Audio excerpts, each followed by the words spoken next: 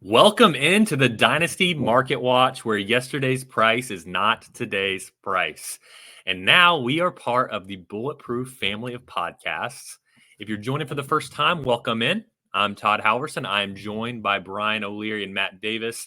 We like to skip the pleasantries, get started quick around here. So last week we did a 4-round Dynasty startup mock draft, and today we're going to continue that with rounds 5 through 8.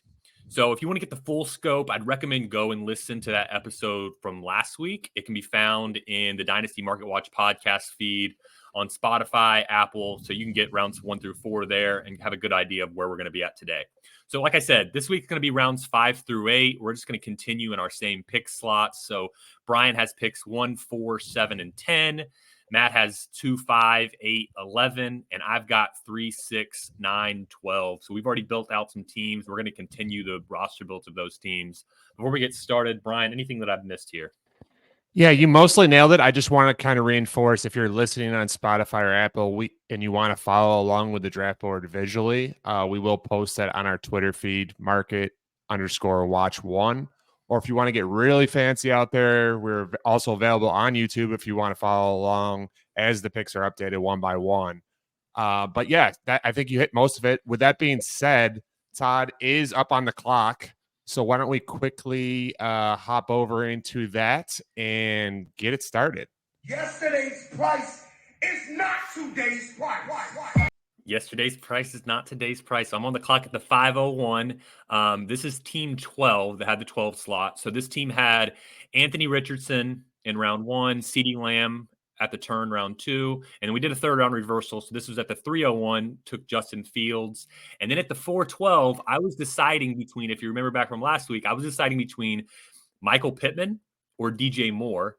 And I'm just going to follow it up and take my DJ Moore here. So I'm going to have the double stack with Pittman and Richardson, and then DJ Moore and Justin Fields for the time being. It sounds like Justin Fields is not going to be there much longer, but the double stack there, DJ Moore there at the 5:01 pick.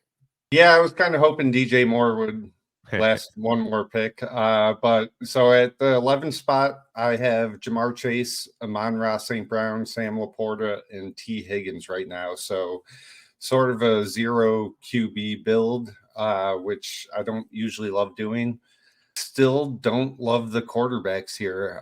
So if I was going to take a quarterback right here, I think I would take Tua. But I'm going to keep it rolling here, and I'm going to take Rome Odunze, which would be the 107 here in the early 5th.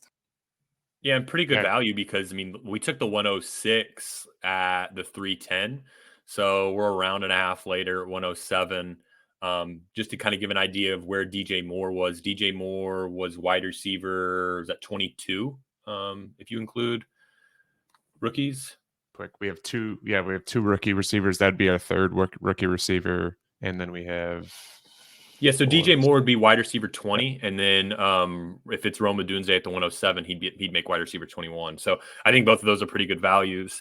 Brian, you're up at 10 at the 503, which is your team 10. Also, just kind of give an idea of like some of the players that are available right now. I think that'd be kind of helpful for the listener. Yeah, definitely. So I was in the 10 slot. I took Caleb Williams, followed that up with Kyler Murray, Jahmyr Gibbs, Drake London. So I have a nice foundation of young, hopefully stars.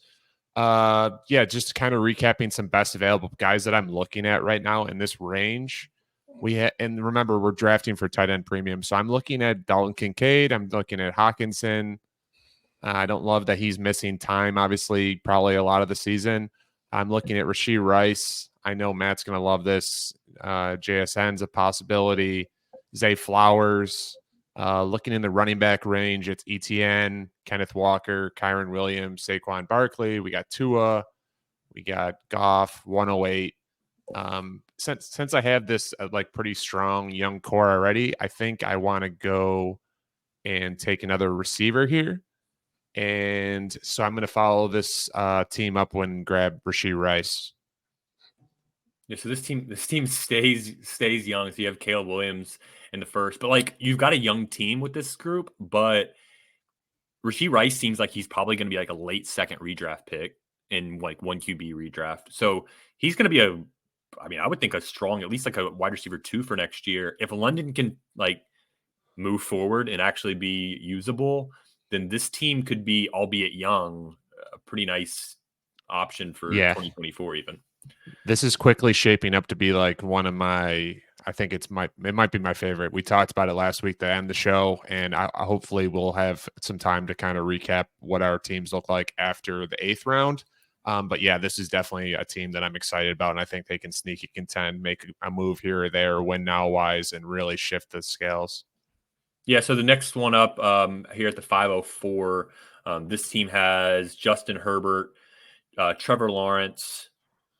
It took the 104, which I'm presuming to also be a quarterback, and then Devontae Smith in the 4th round.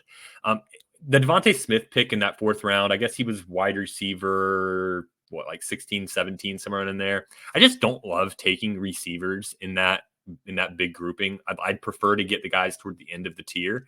And in this circumstance, the end of that tier kind of became DJ Moore, Pittman. They're kind of like the afterthoughts. And kind of speaking to that tier as a whole, like the beginning of that tier is typically Jalen Waddle. I don't have any issues with Jalen Waddle, the player, but taking that guy at the beginning of the massive tier just feels like horrible value to me. But anyways, Devontae Smith in the middle of the tier. I didn't really love that pick looking back in hindsight. But here at the 504, this team with the 2 good quarterbacks, you've got the quarterback at the rookie pick 104. So this team could be staring at a possible have to kind of rebuild it year one, unless we can move that pick. But just to keep the options open, I think ETN makes a lot of sense here, or Kyron Williams. I'm going to take the gamble and go Kyron Williams that he holds that job and he can be kind of like the baby CMC. And obviously we have a history of late round running backs or undrafted running backs that really perform great, and then they fall off the face of the earth because of the draft capital. I'm going to take the gamble here that Kyron Williams doesn't fit that mold. But even here in the 5th round, a guy that can be a top 3 running back in 2024, I think is a pretty good get. Matt and I were kind of talking off air about what is Kyron Williams' value, and I think this is right around essentially what he should probably be worth, a little later than 107. I like him more than 108 probably, so I think this is a good pick for you. Yeah, I like that we kind of left off or picked up where we left off last week with Todd so far sniping me 2 out of 2 times. Every single time the guy I want, he takes. So team 8 here, I have Jordan Love, Dak Prescott, Breece Hall, and Tank Dell. And some of the guys I'm looking at right here in the 5th round is like, I want to take a wide receiver, but I don't love the value here. Like Debo is probably my top wide receiver left on the board. I would not take JSN, Pickens, or Flowers here, or DK. But so you would have Debo over DK. Yeah, definitely. Yeah. I think Debo. I mean, I just took Debo 1 pick after DK in a startup that Brian and I are doing right now, and I do feel like they're in the same tier, but just the age difference, that is a little bit concerning. Like Debo's already 28; he's like kind of getting into that elder statesman of the room. But there is a massive gap on points per game. I mean, Debo was back end wide receiver 1 again this year, and and DK's not. So yeah, I mean. I am optimistic about Debo in a 2024 sense, but I think you do need to mention, let's not glaze over the fact that Jordan Love was taken ahead of Justin Herbert on this team. If anybody didn't listen to last week's.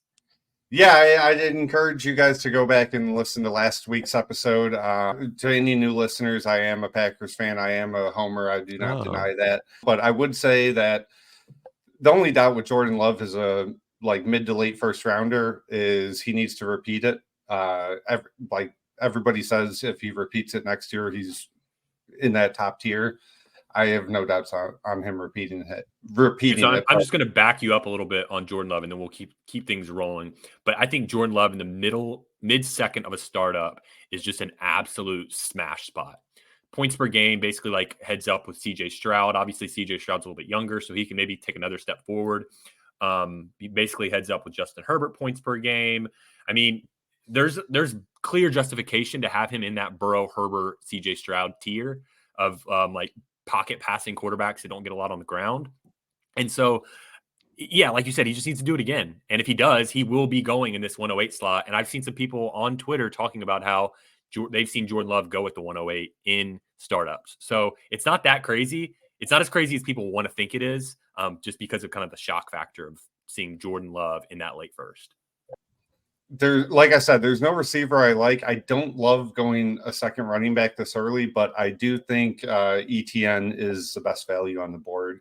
So I'll go ahead and take ETN here at 505. And this brings up the Joe Burrow team. It's an interesting build you got there for sure. It could be very fun. Yeah, so this is 506.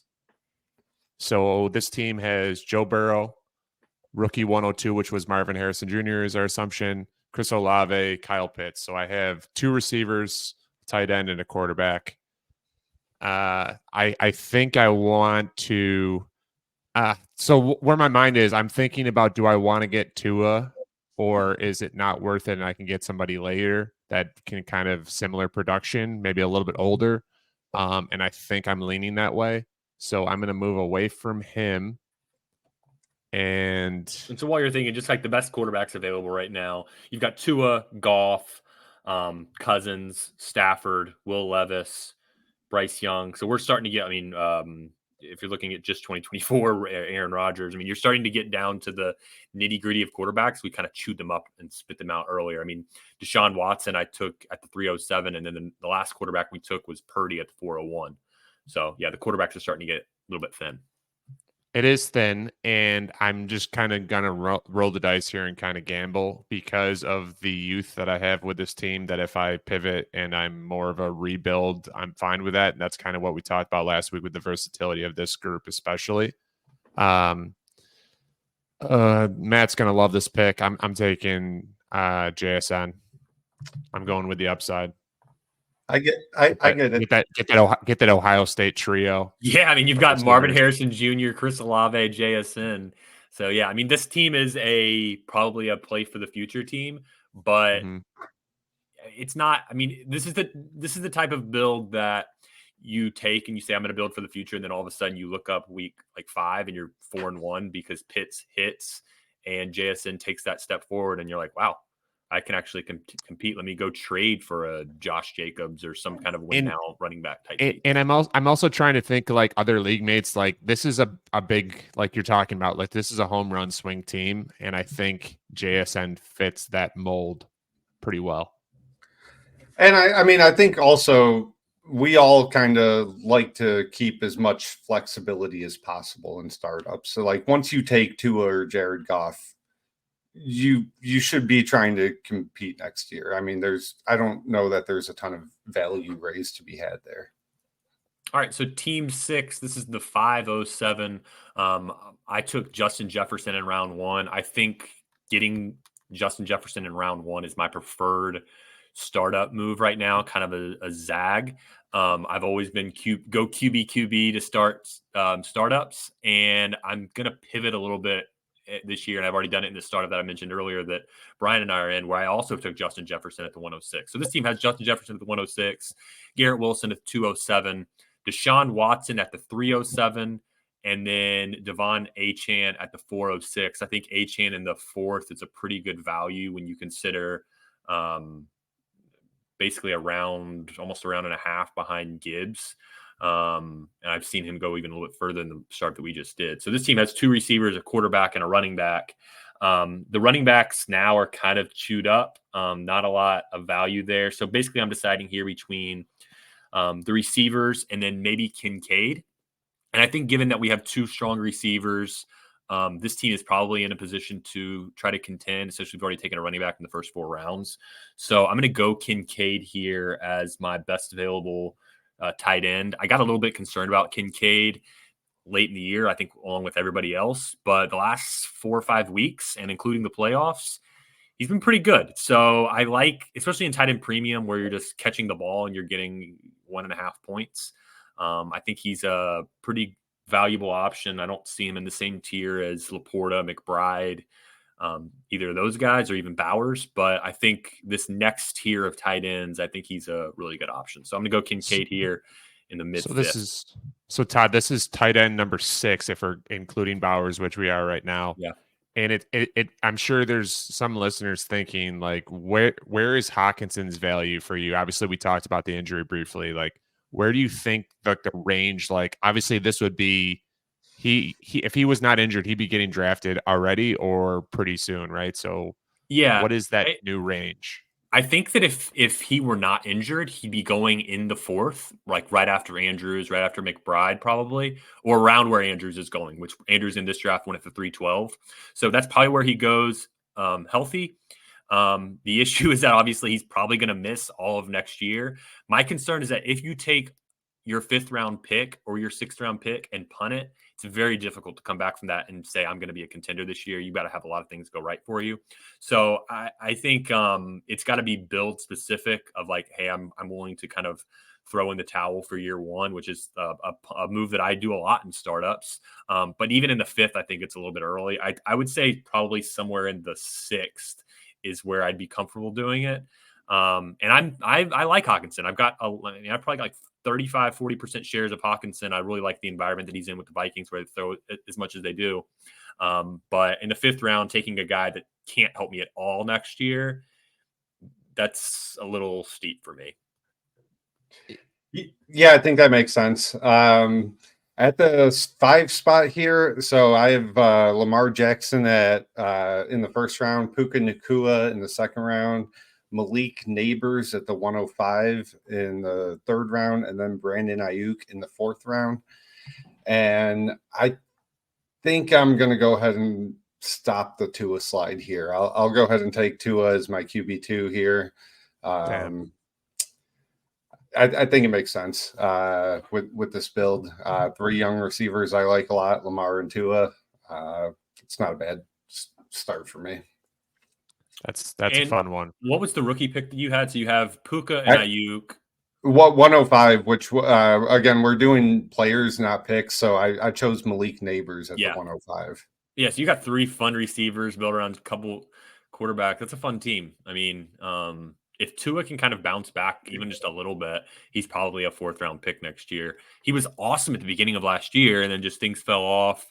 My concern with Tua is the whole Tyreek thing is just like how reliant he is on Tyreek just taking him to the house. Yeah, I think the move is just sell Tua when the weather is warm. Yeah, I think that's a good call.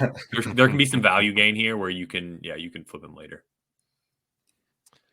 Yeah, I like that pick a lot, Matt. I was kind of hoping for this team. Now I'm gonna kind of have to pivot a little bit here.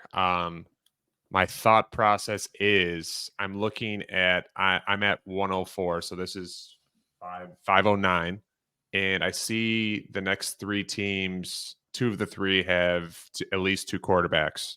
So my thought process is I need a quarterback with CJ Stroud, Bijan, Trey McBride, and Nico Collins, but I think I can wait until it comes back to me at 604.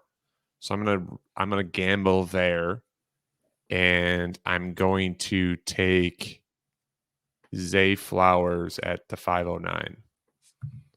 So Brian, you took Flowers in this startup that we're doing right now. Do you remember what round you got him in? Was it around this time?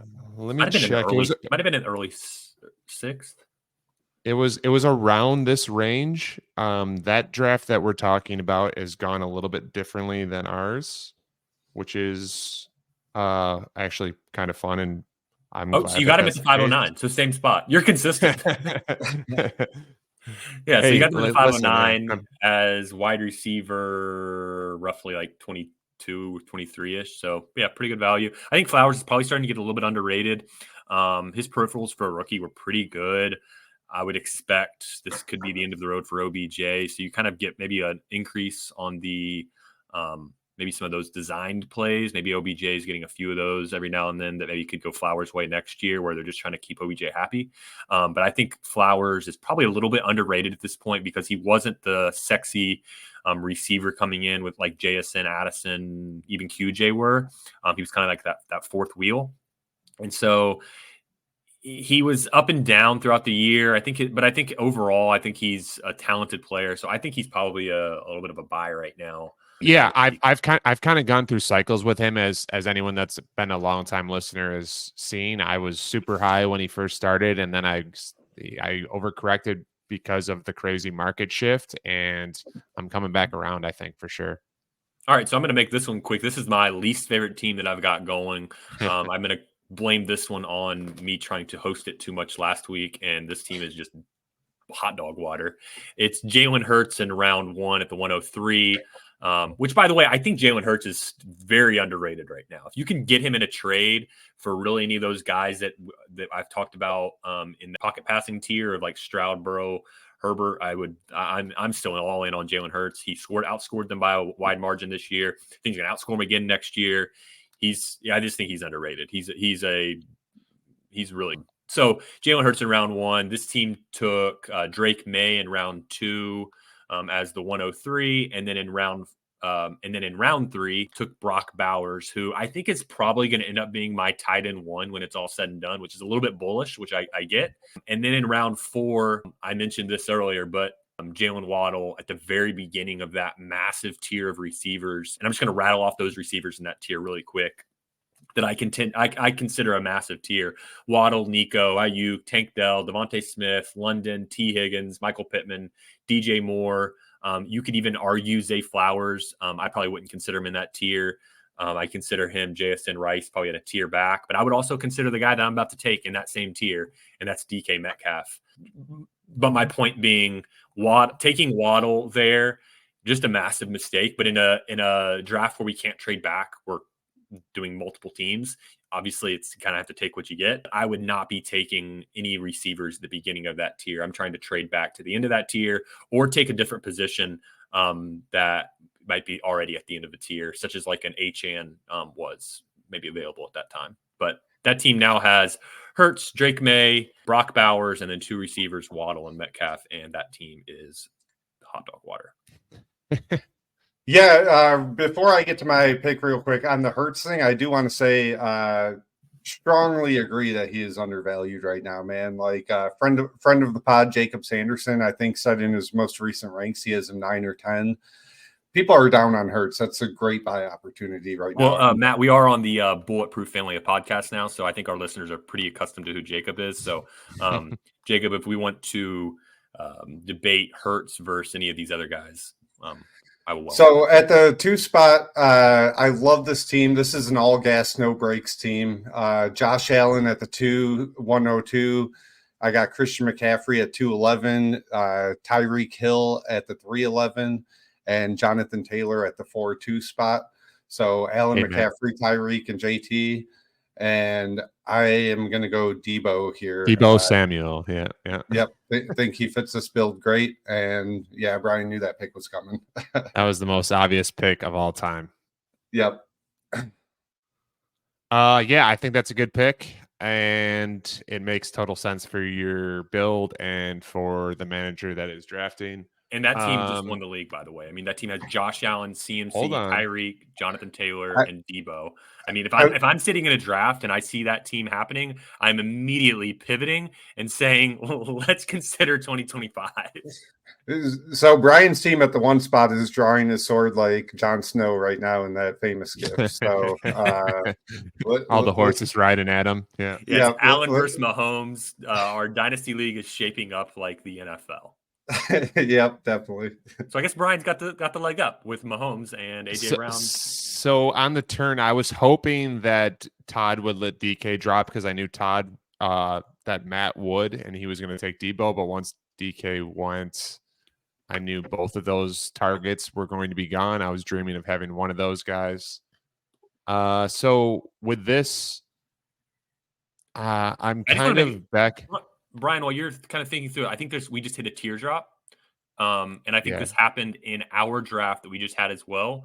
Well, actually, there's maybe one more player available that's part of that tier, but I do think that we are coming up on an absolute cliff.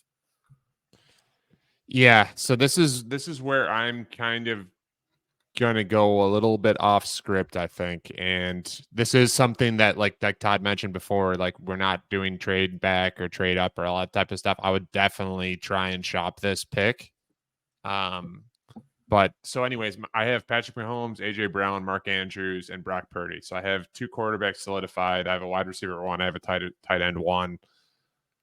I don't love doing this, but I think I want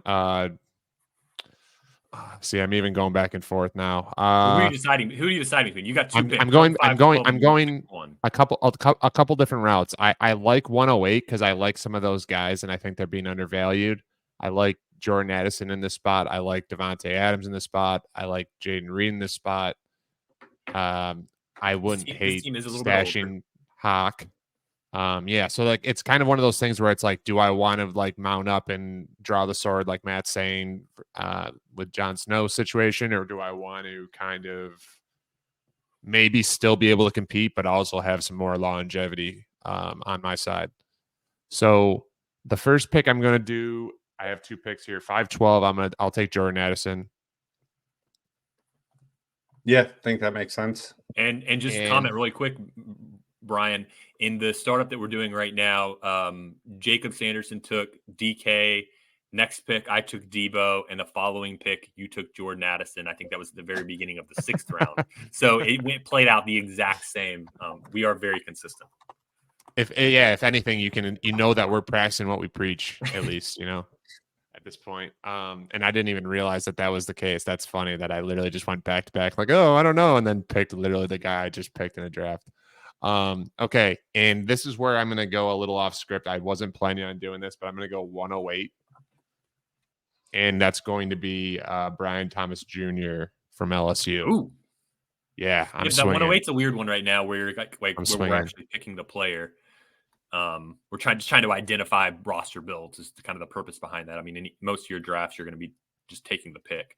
But you have been high on Brian Thomas Jr. I'm looking forward to us talking more incoming rookies. I've started to kind of input a bunch of data and stuff. So I've got some takes ready for some of these receivers. So I'm excited about that. Yeah, the appeal of the 108 specifically is that one of these receivers after the top 3 are going to get a great landing spot in draft capital. But I have no problem with the Brian Thomas pick right there. Makes sense. With this win now team, I will go, to me, the obvious pick here is Jared Goff. Get my locked and loaded QB2. Jared Goff is a phenomenal QB2 in win now dynasty build. So going to lock him in with Josh Allen, CMC, Tyreek, JT, and Debo. All right, so I'm on the clock at the 6:03 with the hot dog water team.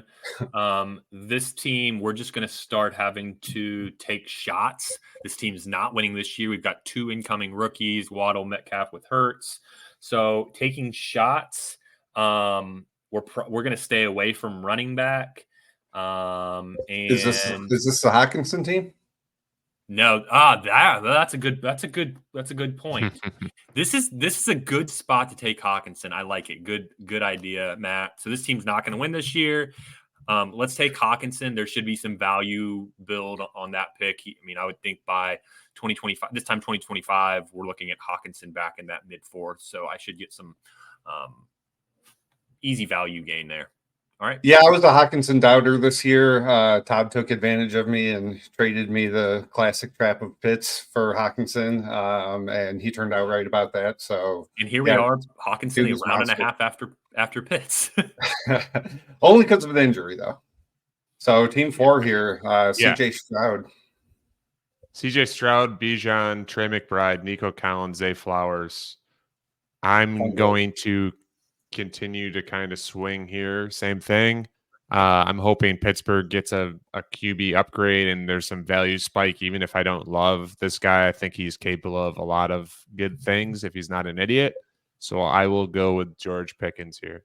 And that's who I was considering before Matt brought Hockenson to light. So I think we were on the same page about where the value was with Pickens there. Yeah, and with this team at the 5 spot, again, I got Lamar, Puka, Malik Neighbors, Ayuk, and Tua. There's a couple different guys I'm looking at here. Like, this would not be a bad spot for Ken Walker, I don't think. Saquon, but I'm actually going to take one of Brian's favorite players who he constantly pounds the table on that is underrated. I'm going to take George Kittle here. George Kittle, baby. Yeah. All right. So just all reliable. Yeah, you mentioned this. You mentioned once you take Tua, you kind of need to be thinking about contending. So this team has Lamar and Tua. It's got 3 young receivers, but receivers that should be able to produce for you, and then adds Kittle. So yeah, that team's on its way to contending. This is the team with Justin Jefferson, Garrett Wilson, Watson, Achane, and Kincaid. I view this team as also trying to contend. We are looking for that second quarterback, but the quarterbacks available are pretty gross. Probably wait several rounds to grab one. So I think it's maybe a time to shore up that second running back spot. And so we will be deciding between Saquon and Ken Walker.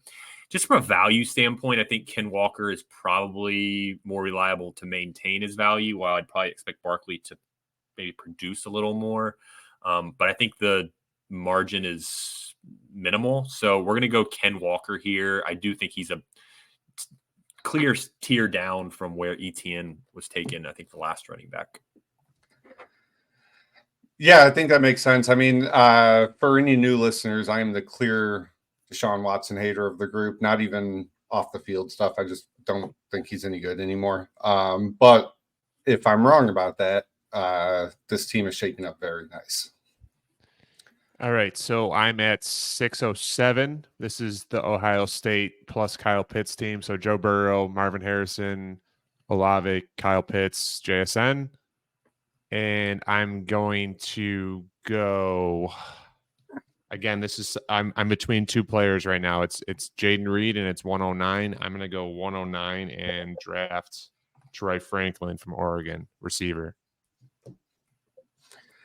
Yeah, so it was interesting to me you took Brian Thomas before Troy Franklin. I'm still kind of early in my rookie research. It seems like Troy Franklin is sort of the consensus wide receiver for right now. Yes.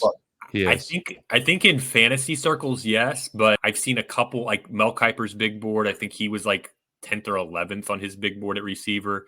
And like, obviously I'm not touting like Mel Kiper is this like savant scout, but he is well connected and has pretty good idea of draft capital indication. So I'm a little bit concerned about Troy Franklin's draft capital probably at this point.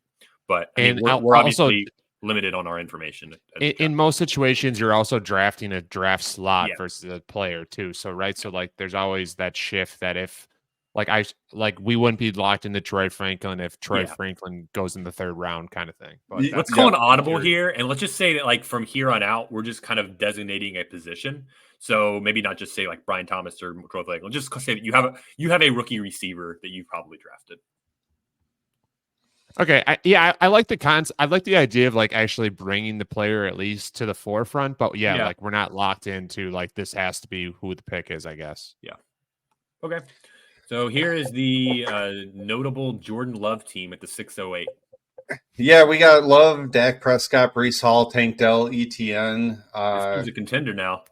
Getting into round 6 and only having one wide receiver who was a rookie that broke his leg last year on a team that's trying to contend is a little bit of an adventure. I think I am going to.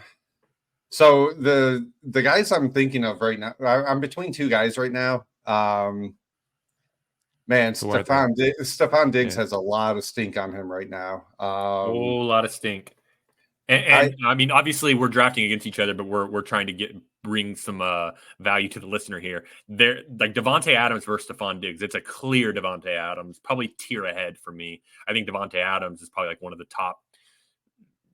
of the best talents of all time at wide receiver, and I just think nothing has changed for him, and I think he could have a monster year next year. I'm pretty concerned about the Raiders quarterback situation. They're not in a great spot to draft a rookie. I just have no idea what they're planning to do. I kind of liked some of the things defensively Antonio Pierce did last year, but he's not a coach that, inspires a lot of confidence in the offense. But I hear you. I do think Devontae is better than Diggs right now, but I'm going to keep some flexibility with this team and also get a little stack going here with Jordan Love. And I'm going to take Jaden Reed here. I think that's probably the safest pick. And that's about where he went in our most recent startup too. I think it was 6 or early 7, I believe. And we'll probably do like a recap of that startup, yeah, maybe next week or the following week, and just kind of give an idea of like where we're seeing things going right now, what the values are. And I mean, it's a pretty sharp league. I mean, if you click into I think it's on our Dynasty Market Watch Twitter account, click into the league, you can see kind of a marquee who's who list of players in there. So pretty sharp group. And so I would say if you want to look at kind of like what future ADP might look like, while it's going to be obviously different league to league, kind of gives you an idea of what it is. Because like if you're on YouTube right now and you're looking at the ADP, it's an absolute mess. I mean, you've got Austin Eckler as the 28th ranked player, Travis Kelce at 18. Like you can't really look at sleeper ADP right now. It's a total joke. Definitely not. Yeah, so this is team 9 at the 609. So it took Herbert, Lawrence in rounds 1 and 2. Then we took the 104, so that was another quarterback. So this team's kind of in limbo with Devontae Smith, then Kyron Williams. The plan here would be to trade the 104 at some point for another stud player, and maybe hopefully contend this year since we took Kyron Williams at the 504. So here at the 6th round, 609. We will probably go back to the running back well. The receivers are pretty beat up. I mean, you got Devontae Adams and Amari Cooper, probably the 2 best win now receivers. You could go 110. So this team probably going to go back to the running back well, go take Saquon Barkley. Yeah, I think that's awesome value. I mean, Saquon in the late 6th, that like he was really good in real life. It's a disaster of a team. Yeah, he went at the 512 in the startup that we're going right now. So a little bit of value there. Yeah, I love that pick. That's who I was looking at. I was already dreaming of that backfield of him and Jahmyr Gibbs with London and Rice at receiver, Caleb and Kyler and quarterback. So this is your young team. This is my young team, but that doesn't mean you have to go all young. Right. And I certainly don't want to draft Bryce Young. So I'm going to go Devontae Adams, as Todd said, one of the best receivers ever. There's reports that maybe Russ goes there. Not that Russ is great, but that's certainly an improvement from what he had. Yeah. And if he doesn't get an upgrade, I think he probably pushes his way out or gets sent around somewhere else and upgrades his situation, and his value is going to be nice for the next 2 years. Yeah, and this is my 0 QB team. Chase at the 11th spot, Chase, Amon-Ra, Sam Laporta, T. Higgins, and then Rome Odunze at the 107. So I don't love the quarterbacks here still. I need a quarterback on this team, but also the 12th spot already drafted Richardson and Fields. I don't think they're going to reach for a third QB here with the values. I am going to take what I think is the best value on the board, and it kind of keeps my flexibility open if I want to do a 1-year punt. I'm going to take David Njoku here. That's who the team 12 pick. was about to take. It's a good pick. Yeah. Good pick. Yeah, I think this is about where he goes. A lot of people have Njoku even over like Hawkinson and Kittle. Njoku is just a hard guy for me to value this year. I don't know how much of that was just Flacco fucking slinging the ball, late breakout. But yeah, great value here in my opinion. This team 12, took Richardson and Lamb at the turn to start. And I mentioned it last week, but I think that my favorite spot in a startup right now that has 3rd round reversal is this spot. I think there's a tier of about 13 players and maybe 14 players. And if you can get Richardson, Lamb at the turn, or like a Kyler, If you want to go QB, you could go Kyler Richardson, and then you get the 301 also. I think that's probably one of my favorite spots. And then also I think I mentioned like in that mid of the first, we can get Justin Jefferson. But this team has Richardson, Lamb, Fields, Pittman, DJ Moore. I would view this team as trying to contend because you've got some guys in the middle of their career like Lamb, Pittman, and DJ Moore. So it's probably about time to find a running back for this team. I was going to go running back with Njoku. I don't love taking Ingram this early. I just cannot stomach Kelsey potentially retiring or even just one more year in a startup at this point. So we'll take a running back to at least get it rolling. And I say that, boy, the running backs are bad. I mean, we've got James Cook, Devontae Williams, Pacheco, Josh Jacobs. We're getting into an ugly spot here. I do not love the running back values here, Yeah. but Pacheco and Cook could easily be awesome values. So they're just James Cook is not scoring touchdowns. Like that's just really rough. We're going to have like 3 or 4 receiving touchdowns at least, but yeah, he's not getting a lot of red zone touches. Yeah, we're gonna kind of stick with the tight end here. I don't think it's that good of value. This is probably a spot like you mentioned earlier. I'd be trying to trade back and just get like anything possible. But we'll go Evan Ingram at tight end. He had 104 catches this year, which is kind of shocking. I do not hate that Ingram value at all. I think he's a very undervalued player right now. Yeah, and it's probably not a pick that I'm going to turn around and be like, oh, he's going in the 5th now in a year from now. But I think at least from he has a chance to stabilize his value and at least be a producer for the season. Yeah, especially if Ridley's gone. Yeah, so we'll go Ingram, and then I mean this is just brutal at this point. I think we're gonna throw a curveball at the league here, and I threw this same curveball in my startup that I'm in right now, and the curveball is we're gonna go Will Levis at the 701 as our 3rd quarterback. God damn it! And he potentially could be a trade piece. I view Levis as if he is still the starter this time next year. I just took him at the 701. I think he's probably no later than like mid 5th type player, maybe higher if things go really well. So we'll Levis at 701. Matt, as you got sniped, why don't we first, before we go any further, let's recap rounds 5 and 6. So 501 was DJ Moore. 502 was rookie pick 107, which we're treating as Roma Dunze. 503, Rashee Rice, Kyron Williams, ETN, JSN, Kincaid at 507, Tua 508, Zay Flowers, DK Metcalf, Debo, Jordan Addison 512. At 601, we took rookie 108, Brian Thomas. 602, Jared Goff, TJ Hawkinson, George Pickens 604, George Kittle, Kenneth Walker, and rookie 109, Troy Franklin at 607, Jaden Reed, Saquon Barkley, Devontae Adams, Njoku, Ingram rounding out round 12, and we just started 701 with Will Levis.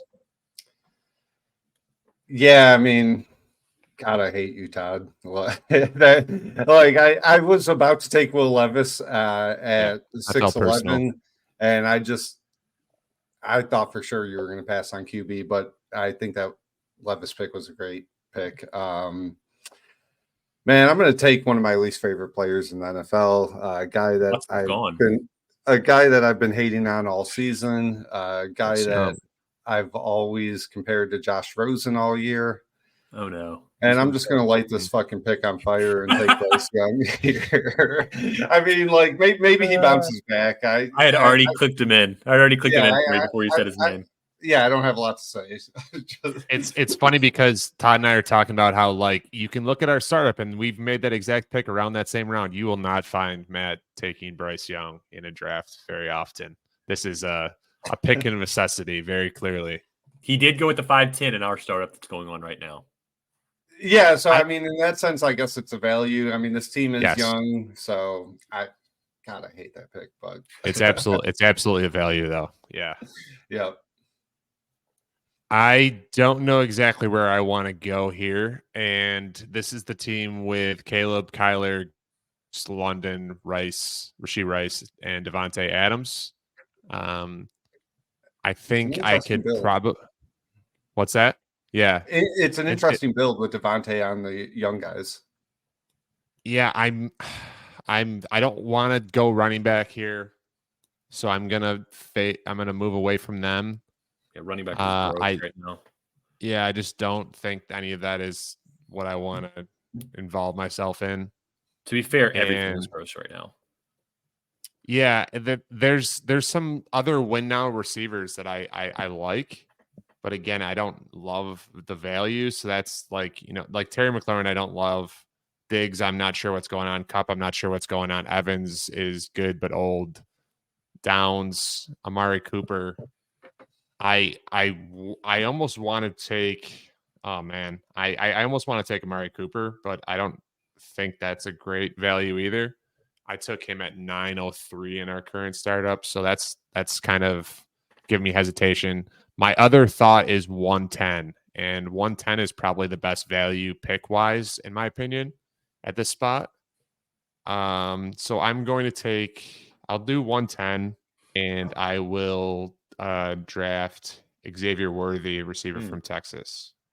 Over Mitchell. Yeah, that's where Team 9 was going. So Team 9 is 2 quarterbacks, 2 running backs. So this team is trying to contend, but we also have, and we have DeMonte Smith at receiver right now. We were going 110, but we are going to now pivot to bolstering out. We're going to take a dive into the running backs, and I'm just going to take the guy that I like the most, even though it's probably a little bit of bad value. It's a mock, so we'll have some fun. We're going Tyjae Spears at the 704. Yeah, I think that pick makes sense. So at the 8 spot here, Jordan Love team with Dak Prescott, Brees Hall, Tank Dell, ETN, and Jaden Reed. My thoughts here are between 2 older receivers, Diggs and Mike Evans. And I'm going to just take the guy who was awesome this year and didn't fall off, and I'm going to take Mike Evans. I think that's pretty good value here. Mike Evans is the guy I'm looking to buy if people aren't treating him like the player he was this year. All right, team 7 up. Yeah, that was what I was afraid you were going to say. Okay. Joe Burrow, Marvin Harrison, Chris Olave, Kyle Pitts, JSN, and Troy Franklin, rookie from Oregon. I have 4 receivers. I have a tight end and a quarterback. I'm seeing two or 3 quarterbacks that I like on the board. In a vague sense. I think I want to take one of them and lock in my second quarterback. I think this is a team that, albeit I don't have running backs right now, I think I'll get value with them later. I'm going to take Kirk Cousins, 706. All right, so we will hit turbo mode here, and Team 6 is going to get its third running back also, and we will go. This team has Justin Jefferson and Garrett Wilson as well, so we'll go James Cook, and this team is in full contend mode. Yeah, I think that makes sense. I mean, we can almost treat this like a real life startup where picks fly off the board real quick. Team 5, Lamar Jackson, Puka, Neighbors, Ayuk, Tua, Kittle. It is set up to contend this year. It does need a running back. I'm going to go ahead and take Pacheco here. I think that's pretty good value. Yep, I agree. I was looking at that here. I will go.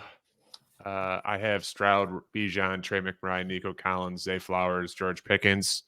I will take Josh Jacobs here. Yeah, he was a pretty good value in the startup that we're doing right now. I thought he went a little bit later than probably he should. I mean, In hindsight, I didn't really notice I forgot Jacobs was on the list. I probably would have taken him before Spears and James Cook a minute ago.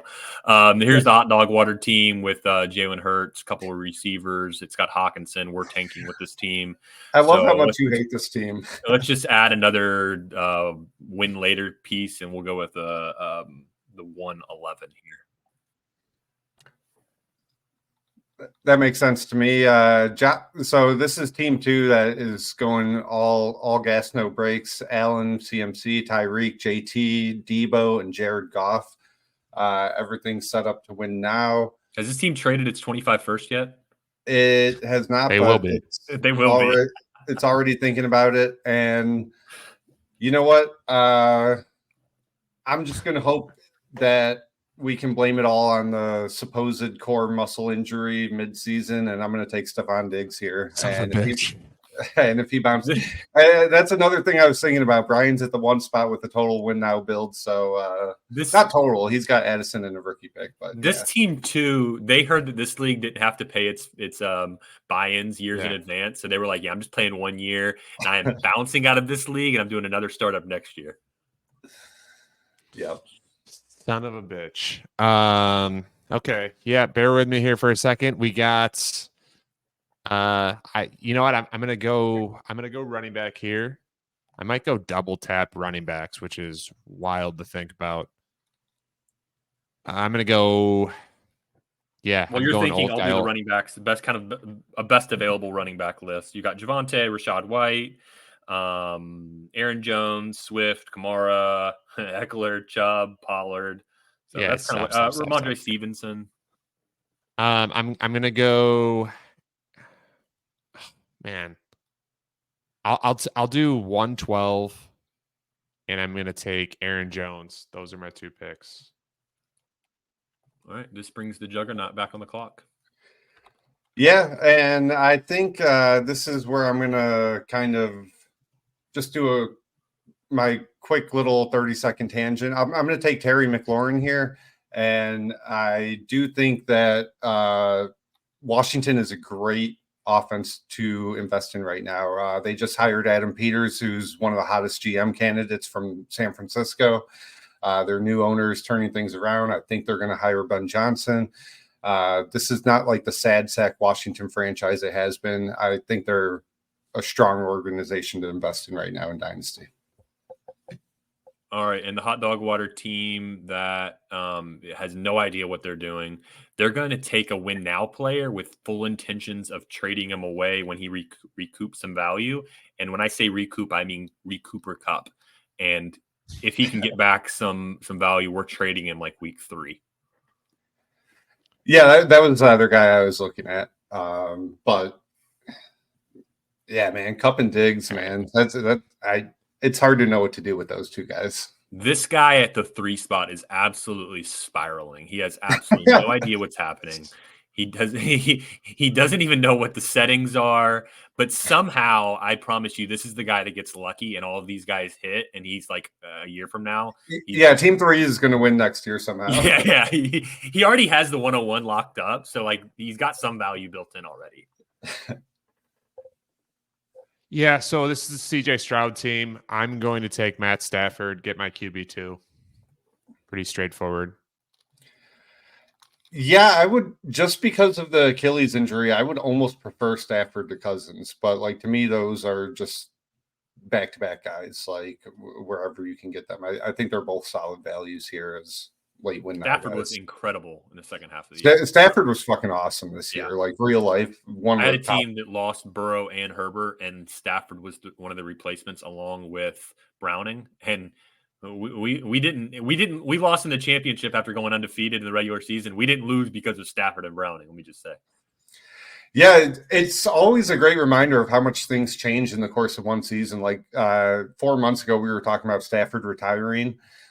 Imagine Diggs did not suffer an injury like that, at least kept him out of games, and he goes late 7th. He was going early 3rd, I believe, like in preseason. So a lot of value shifts here. Team 5, Lamar Jackson, Puka, Malik Neighbors, Ayuk, Tua, Kittle, and Pacheco. Pretty much a win now team with some young guys. I don't love this player in real life, but it's hard to argue against what he did fantasy wise. So I'm going to go ahead and take my RB2 here and take Rashad White. I think he's probably a decent value in the early to mid 8th.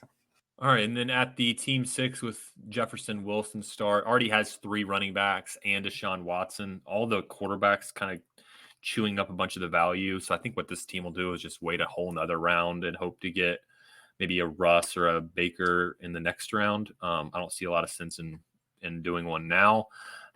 So we're going to hit at receiver again, get our third receiver. We'll go Amari Cooper. Yep, I think that makes sense there. This is the I guess this is the Joe Burrow, Marvin Harrison, Ohio State guys. I'm going to take Alvin Kamara. He was top 12 running back while also factoring in his suspension. So that's, to me, he's an obvious guy that's similar to CMC in the sense of he can age well and produce fantasy wise, whether he's good or not.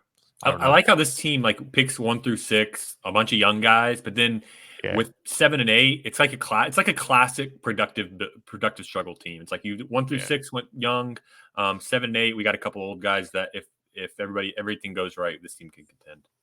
Yeah, we're ready. Yeah, so at the 8th spot, the Jordan Love, Dak Prescott team. I don't know that this pick makes a ton of sense for this build, but I think one of the best values left on the board is a guy that rejuvenated his career this year. I expect to sign long-term in Tampa. I'm going to go ahead and take Baker Mayfield with the 8 pick. Nice. All right, so that brings up the Justin Herbert, Trevor Lawrence team. This team has taken 3 straight running backs, only has 1 receiver. So we will go best receiver on the board, and let's just say the board is bleak. It's Deontay Johnson, Chris Godwin, Keenan Allen, Calvin Ridley. I still think Deontay Johnson has really strong peripherals. If he can get a quarterback, I think wheels up for him to at least be kind of a back end wide receiver too. So I think this team can contend, even though we're only wide receiver 2, Deontay Johnson, but has the 3 really strong running backs. And then if T-Law can turn things back around, I'm not optimistic. I do not have any Trevor Lawrence, but if it can. And I think your Cup team might target this team to trade Cup to, probably, because it's not that far away. All right, so I'm on the clock at 8:10. This is Caleb Williams, Kyler Murray, Jahmyr Gibbs, London, Rashee Rice, Devontae Adams, and Xavier Worthy rookie pick, which is 110. And I'm going to stop the slide. This is a tight end premium. I think this is baked in enough at this point that if he does retire, Todd's got it. Travis Kelce, it's a no-brainer at this time. I was praying and hoping that it would reach me at 8:10. Yeah, I think that's great value. Late 8th for Kelce, like you said, if he retires, there's worse picks to kind of throw away there. Tight end 11. By the way, in the 7th and 8th round, go back to your 2023 startups, go back to your 2022 startups, look at the guys that were taken in the 7th and 8th round. I bet there were a whole lot of guys that went up in flames after a year or two. So if you can get one more awesome top 2 or 3 tight end season out of him, then I think it makes it basically all worth it. And here's the other thing. If he's awesome, or even if he's moderately awesome, if he's in that top 3 range, you can always trade him before the deadline. Somebody's going to want to pay up for that stretch run. Look at that team 2. That team is dying to trade for Kelce later in the year and then quit the league. I couldn't believe he didn't take him. Honestly, I was almost banked that in. The retirement thing is really scaring me from drafting. Yeah, he's Kelce off my right board for another round or 2 in a start. Yeah, I don't blame anybody for not wanting to. It's just at this point, for me personally, with this team build, I think I can get another tight end in round 11 that I don't hate, and worst case, I have them. Yeah, that makes sense to me. So we're at 111 in terms of draft picks, or 112 here. 811. Yep. Yeah, team 11. So I don't know how far you guys have gone into the rookies yet. but a guy that I don't really want to like, but a lot of NFL draft people really like and think he's going to get like mid-first draft capital is Bo Nix. So I'm going to go ahead and take Bo Nix here over like JJ McCarthy or anyone else at the 111. And like we said, we could do draft picks or players, but I think that pick and him makes sense with the build I have. And we're probably going to compete with Todd's 3 spot for the 101 next year. Yeah, we misspoke earlier. We thought you meant what pick we were at in the draft. We're actually at the rookie 201. Oh, 201. So Okay. that was 201 for Bo Yeah. Nix. We're at the Sorry. team 11. Yeah. All right, so let's wrap the draft up here at the team 12. And I think we're going to go through and do our favorite team. And I'll go ahead and say this is my favorite build, favorite team. And it's no surprise because it has 0 running backs. It's either this one or the Justin Jefferson, Garrett Wilson start. But this one is Anthony Richardson, CD Lamb, Justin Fields. And then we went back-to-back with Pittman and DJ Moore. And then Ingram. I liked the value of Will Levis in that 701. And here at the 8-12 final pick, we're still trying to contend a little bit with this team. And so I think taking a running back now probably makes sense. And I still like Ramondre Stevenson a lot. I think that he can be a mid-range RB2, and maybe getting away from Bill Belichick won't be the worst thing. And maybe they can get a quarterback in there, maybe like a Jaden Daniels that could help him out too. So this one we will go Ramondre Stevenson at the 8-12 for the first running back for this team. Brian, 8-round mock, your guy Tony Pollard not drafted. That's that rough year for our guy. Yeah, he'll be soon after probably. Or I'd say like round 9, 10, that range. Yeah, That's not. probably Yeah, not- yeah, Not he's even my definitely team going taking next in the round 9 range. Yeah. All right, yeah, so yeah. So that was a fun sad So season. Todd mentioned his favorite team. Brian, what's your favorite team that you drafted here out of the 4? Man, so like I would have to specify like it's not necessarily I don't think like necessarily the most competitive best team that I have of this group, but I like the team 7: Joe Burrow, Marvin Harrison, Olave, Pitts, JSN, Troy Franklin, Kirk Cousins, Alvin Kamara. I think that is a team like Todd I think mentioned, like the productive struggle that could easily pivot into like, oh yeah, we're contending here today right away. So I like that team a lot. I mean, I really like the Jordan Love team. I like that team too. I like that team a lot too. It shaped up pretty solidly. Yeah. But my favorite team is going to be that all gas, no brakes team, the Josh Allen CMC team. Where the quit and you know the interesting thing about that, like we've been saying that team is stacked, loaded, etc. Man, like if Terry doesn't take that next step that I'm hoping he does next year, if Diggs really is washed, like if Debo gets hurt, like that team could easily just be mid. You know, like you never really know with some of these builds. So I think as I've done a startup that's going on right now, we're in like around round 9 in that one, and then also doing this mock. I think my biggest takeaway and just remembering from a startup standpoint is figuring out what my tiers are of players and then trying to get the last player of that tier and stop worrying so much about like what's the ADP, and think more about positional tiering. So like I view ETN as RB8 and like the very end of the elite running back group. And so that's a guy that if nobody else is valuing him, I think I'm interested in him. And if you think about like at receiver, I mentioned that massive tier of receivers that kind of stretches from wide receiver 10 or 11 to like wide receiver 20.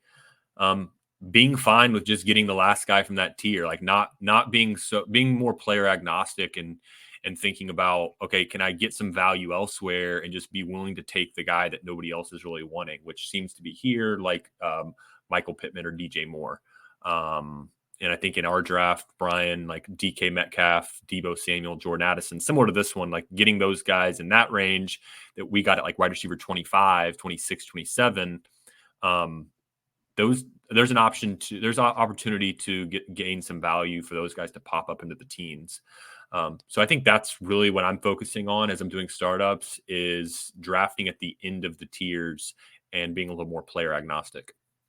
Yeah, we couldn't really skip ahead of tiers here because we're like there's no trades, so we just kind of have to start a tier. But my two main takeaways from this startup and looking at the board that you guys are doing that we're going to cover next week, real life startup, the values in the mid fourth to like mid sixth round, I absolutely love. I would definitely like trading back to pick up as many of those picks as I can.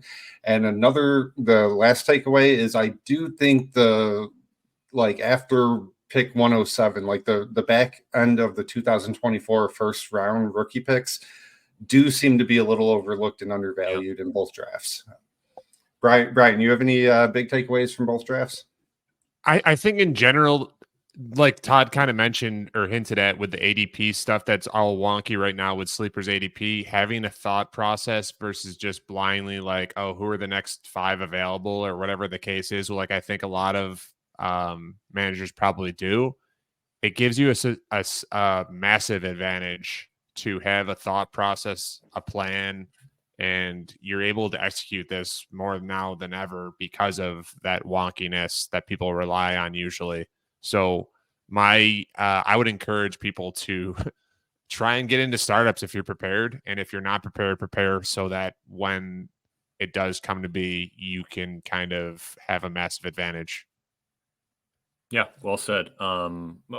Tacking on a little bit to what Matt said about that 4, 5, 6 range, I really agree with that. I mean, if you could maybe trade back from your first round pick and you could end up in that early second, and you end up with like a Kyler Murray and a Jordan Love, but you're able to move like your 7th and 8th round picks into that 4, 5, 6 range. I think that's a nice move, trying to shove those guys to get as many top 6 round players as possible. Because obviously, like when we got into the 7th and 8th, it got kind of gross. I mean, we were taking Mike Evans, we're taking James Cook, we're taking Travis Terry Kelce. McLaurin, and Jackson Smith and Jigba, Ramondre Stevenson in the 8th. Like it's just not as comfortable as those 5th round picks of Zay Flowers or Debo Samuel, Kyron Williams, ETN, those types of picks. So if you can try to maybe shuffle the board, move up from the 7th and 8th, that means you have to move back from the 1st and 2nd and kind of cluster in that 3rd, 4th, 5th, 6th. I think that's and just one more addition. Sorry, that it's a matter of like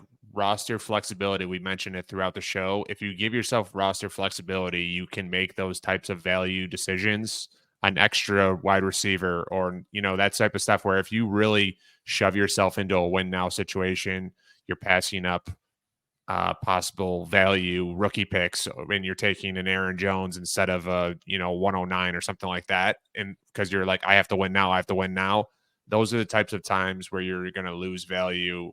So give yourself as long as possible to define what that is that your roster is. Yeah, definitely. Keeping flexibility is very important in these startups.